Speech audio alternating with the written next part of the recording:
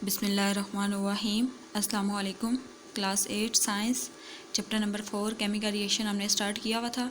ठीक है, आज का जो हमारा टॉपिक है ये है energy changes in a chemical reaction. ठीक है, कि जब कोई भी एक सब्सटेंस क्या करता है, केमिकल चेंज या केमिकल रिएक्शन कब करता है, जब उसका एनर्जी चेंज होती है। ठीक है, कि कोई भी सब्सटेंस अब वो केमिकल चेंज हो रहा है उसमें या केमिकल रिएक्शन कर रहा है, तो वो कब करेगा, जब उसकी एनर्जी चेंज होगी। ठीक है, तो अब ये एनर्जी कैसे चेंज होती है, ठीक है, किसी भी सब्सटेंस की, ठीक है, हीट या फिर वो क्या करता है, एब्जॉर्ब करता है या रिलीज़ करता है। ठीक है, हीट एब्जॉर्ब और रिलीज़ करने से उसकी एनर्जी चेंज होती है। ठीक है, अब एनर्जी चेंज की वजह से हम केमिकल रिएक्शन को क्लासिफाई करते हैं दो टाइप्स में। ठीक है, एक्सोथर्मिक और एंडोथर्मिक रिएक्शन। ठीक हो गया। अच्छा जी, एक्सोथर्मिक रिएक्शन, एक्सो का मतलब है आउटसाइड, थर्म का मतलब है हीट। यानी कि ऐसे रिएक्शन, यानी कि ऐसे केमिकल रिएक्शन जब क्या हो, हीट इज़ गिवन आउट, यानी कि हीट एवॉल्व हो। ठीक है, जब दो सब्सटेंस के दरमियान केमिकल रिएक्शन हो रहा हो ना, तो हीट क्या हो, गिवन आउट हो, यानी कि हीट एवॉल्व हो। तो इस प्रोसेस को क्या कहते हैं, एक्सोथर्मिक रिएक्शन। ठीक है, अब बर्निंग जो है ये एक्सोथर्मिक की कॉमन एग्जांपल है। ठीक है, जब हम कोई भी चीज़ बर्न करते हैं तो ठीक है, हीट इवॉल्व होती है ना, हीट गिवन आउट होती है। ठीक है, जैसे अब फॉसल फ्यूल्स हैं, कोयल, नेचुरल गैस वगैरह। ठीक है, इनको हम हवा में बर्न करते हैं तो ये हीट रिलीज़ करते हैं। जैसे कि अब कार्बन क्या है हमारे पास, कोयल है ना। ठीक है, इसको ऑक्सीजन के साथ हवा में जब रिएक्ट करेंगे, हवा में ऑक्सीजन होती है, इसके साथ रिएक्ट करेगी तो एक कार्बन डाइऑक्साइड गैस बनेगी और दूसरा क्या बनेगा, आग जलेगी ना, हीट निकलेगी, तो हीट इवॉल्व हुई है। ठीक है, इसी तरह मीथेन जो नेचुरल गैस है CH4, ठीक है, इसको जब हम हवा में बर्न करते हैं, ऑक्सीजन के साथ ये रिएक्ट करती है तो कार्बन डाइऑक्साइड इवॉल्व होती है। ठीक है, साथ में पानी बनता है और साथ में क्या होता है, हीट निकलती है, हीट इवॉल्व होती है। ठीक है, इसी तरह आयरन को जब हम सल्फ़र के साथ रिएक्ट करवाते हैं तो आयरन सल्फाइड बनता है और साथ में हीट इवॉल्व होती है, हीट निकलती है।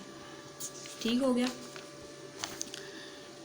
अब वो कहता है कि आप लोग एक बीकर लो, उस बीकर में पानी भरो, फिर उसमें ना अनस्लैक्ड लाइम यानी कि कैल्शियम ऑक्साइड लो। ठीक है, उस बीकर के अंदर डाल दो और फिर इसको अच्छी तरह हिलाओ। ठीक है, 20 से 30 सेकंड बाद आप लोग बीकर को टच करो, देखो क्या फील होता है। तो हम लोग जब बीकर को टच करेंगे ना, तो बीकर क्या हुई होगी, वार्म हुई भी होगी, यानी कि गर्म हुई भी होगी। ठीक है, तो इसका क्या मतलब है, मतलब हीट रिवॉल्व हुई है कि क्या हुआ है, हीट रिलीज़ हुई है। समझ आ गई बात की। तो ये क्या है, एक्सोथर्मिक रिएक्शन है। ठीक हो गया। नेक्स्ट इसी तरह हम जब ये देखो ना, उसने फिर रिएक्शन करके दिखाया हुआ है, कैल्शियम ऑक्साइड, ठीक है, स्लैक्ड अनस्लैक्ड लाइम जिसको हम कहते हैं, इसको आप पानी में डिज़ोल्व करोगे तो ठीक है, कैल्शियम हाइड्रोक्साइड बनेगा और साथ में क्या होगा, हीट बनेगी। मतलब ये जो बीकर होगी ये सही गर्म हुई भी होगी, यानी कि हीट इवॉल्व हुई है। ठीक है, इसके अलावा नेक्स्ट है जी एंडोथर्मिक। एंडो का मतलब है इनसाइड, यानी कि ऐसे रिएक्शन जो क्या करें, हीट एब्जॉर्ब करते हैं, उनको हम क्या कहते हैं, एंडोथर्मिक रिएक्शन। यानी कि दो कंपाउंड्स के दरमियान जब रिएक्शन हो रहा हो तो वो हीट एब्जॉर्ब करे। यानी कि पिछले में क्या था, हीट रिलीज़ और हीट एब्जॉर्ब का आप लोग सेंस ऐसे जानो कि जैसे अब आग जलाई है हमने, ठीक है, किसी भी चीज़ को बर्न किया है तो वो आग निकलती है ना, वो आग रिलीज़ हुई है। ठीक हो गया। तो कुछ ऐसे होते हैं जो अपने अंदर हीट एब्जॉर्ब करते हैं, मतलब जिनको हमें रिएक्शन करवाने के लिए हीट देना पड़ती है, वो हीट एब्जॉर्ब करके तो वो रिएक्शन कराते हैं। ठीक हो गया।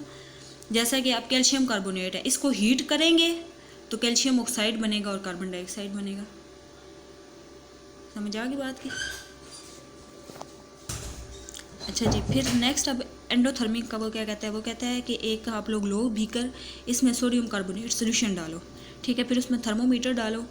ठीक है, इसमें अब कैल्शियम क्लोराइड सोल्यूशन भी डालो। ठीक है, और उसको अच्छी तरह से मिक्स कर लो। अब वो कहता है इसका टेम्परेचर नोट करो। तो हम लोग जब थोड़े टाइम बाद देखेंगे तो ये क्या होगा, जो बीकर होगी ये ठंडी हुई होगी, तो इसका क्या मतलब, इसने हीट एब्जॉर्ब की है। ठीक है, अब जैसे कैल्शियम क्लोराइड है और सोडियम कार्बोनेट है, ठीक है, मतलब यही वाला जो अभी हमने पीछे एग्जांपल की है, तो इनको हीट देंगे तो कैल्शियम कार्बोनेट बनेगा और साथ में सोडियम क्लोराइड बनेगा। ठीक है, इसी तरह ये आगे एक दो रिएक्शन और है। ठीक है, नाइट्रोजन और ऑक्सीजन को जब हम रिएक्ट करवाते हैं दोनों गैसेस को, तो इनको हीट करते हैं तो हमारे पास नाइट्रिक ऑक्साइड बनता है। ठीक हो गया। अच्छा, अब importance of exothermic reaction in our daily life. ठीक है, एक्सोथर्मिक रिएक्शंस की हमारी ज़िंदगी में बहुत ज़्यादा इंपॉर्टेंस है, ठीक है। ठीक है, अब जैसे हम क्या करते हैं, जब बर्निंग का प्रोसेस होता है, जब जलाने का प्रोसेस होता है, ठीक है, इसके वक्त हीट रिलीज़ होती है ना, ठीक है, तो ये हम घरों में यूज़ करते हैं अपनी खुराक बनाने के लिए, ठीक है। और यही जो अब हीट जब रिलीज़ होती है, ठीक है, जो अब ये देखो, ये जब हीट हम रिलीज़ होती है तो कोयले वगैरह अपने घरों में रूम्स में रख लेते हैं कुछ लोग, ठीक है, अपने कमरे को गर्म करने के लिए, ठीक है। तो ये सारा क्या है, एक्सोथर्मिक है, मतलब इन सब से हीट रिलीज़ होती है ना, बर्निंग से हीट रिलीज़ हुई है, जो उसको हमने किस में यूज़ किया है, खाने में यूज़ किया है, ठीक है। जब किसी भी चीज़ को, अब लकड़ियाँ देखो, लकड़ियों को जलाओगे तो वो हीट रिलीज़ होगी ना, तो लकड़ियों को जला के जो हीट रिलीज़ हुई उसको हमने खाना बनाने में यूज़ किया है, फिर उसी के जो कोयले बनेंगे उसको कमरे में ले जाएंगे कमरा गर्म करने के लिए, ऐसे ही होता है ना, ठीक है। इसी तरह जो अब हीट रिलीज़ होती है जब हम पेट्रोल या डीजल गाड़ियों के इंजन में जब बर्न होता है, ठीक है, तो वो क्या करता है, वो जो है उसके जो पिस्टन होता है, ठीक है, उस पर प्रेशर डालता है, और इस प्रेशर की वजह से वो क्या करता है, वो गाड़ी को तेज़ चलाने में मदद करता है, ठीक है। ठीक है, इसी तरह अब जो थर्मल पावर स्टेशन होते हैं जहाँ पे जो हीट प्रोड्यूस होती है बर्निंग के वक्त, ठीक है, फ्यूल के बनने के वक्त, तो ये फिर इलेक्ट्रिसिटी बिजली प्रोड्यूस करने में काम आती है, ठीक है। इसी तरह हमारी बॉडी में जब हम लोग हमारी बॉडी में खुराक डाइजेस्ट हो रही होती है स्टेप बाय स्टेप, ठीक है, माउथ में ईसोफेगस से स्टमक से स्मॉल इंटेस्टाइन, स्मॉल से लार्ज इंटेस्टाइन, यहाँ से होते हुए सारा वो क्या करती है, डाइजेस्ट हो रही होती है, तो क्या करती है, हीट प्रोड्यूस होती है ना, ठीक है, यानी कि हीट रिलीज़ हुई है जिसने हमारी बॉडी को वार्म रखा हुआ है और हमें ज़िंदा रखा हुआ है, ठीक है। इसी तरह जो गन पाउडर वगैरह, बारूद वगैरह होते हैं, ये हाईली एक्सोथर्मिक रिएक्शंस होते हैं, और इनको हम क्या कहते हैं, एक्सप्लोजन्स कहते हैं, ठीक है।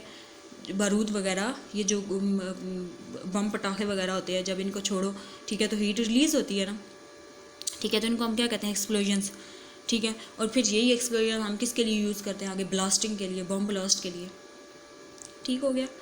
ये था हमारा आज का टॉपिक। अभी हमारा चैप्टर ख़त्म हो गया है, इंशाल्लाह नेक्स्ट में हम लोग नेक्स्ट देखेंगे, ठीक है।